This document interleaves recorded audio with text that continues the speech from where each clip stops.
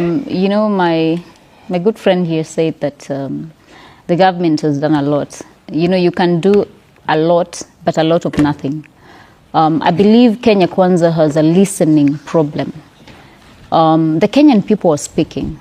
The young people of this nation, when they write or vent their anger on social media platforms, there's a message they're communicating to this government.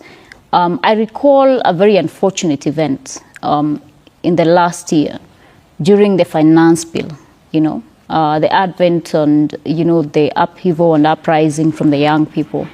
And I recall we had that conversation, and I was of the opinion that we were not communicating properly to the Kenyan people, and we were not listening and taking their feedback. I did 4 meetings in Kirinyaga County. Minimum number was around 3,000 people, and they all resoundingly told me that they did not want me to pass that finance bill. Majority of them at the grassroots did not even know or want to know what is contained in that finance bill.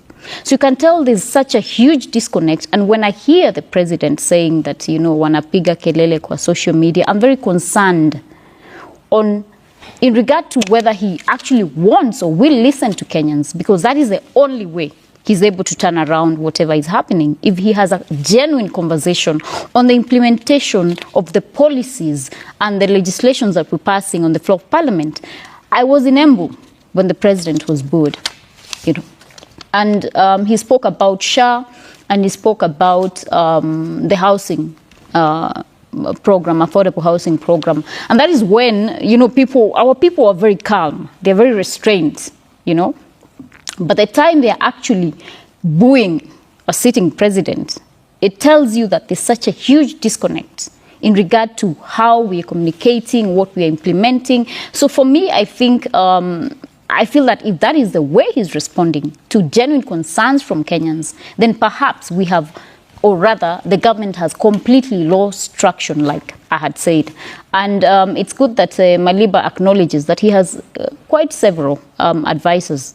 And we all really question whether they do tell him the truth. But what I believe is we can no longer caution the president from a direct interaction with Kenyans. I mean, he's on the ground every day. He's in Western, he's in Central Kenya, he's in Nyanza region. He does go to the voters. He hears what they say, but is he willing to listen to what they are saying?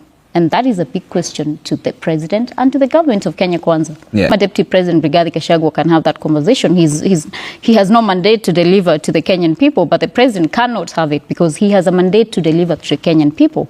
So being preoccupied with the micro conversation and 2027 politics is quite worrying to me, because he is not just like any, you know, the Kalonzos and the other leaders. He has a mandate. He has a contract with the Kenyan people, and the contract is 5 years. And the Kenyan people will review that contract after 5 years. So it's unfortunate if he is actually preoccupied with 2027. But I mean, it is Kenya, and that is just campaign rhetoric, which I think has happened before. So it is something that can pass. All right.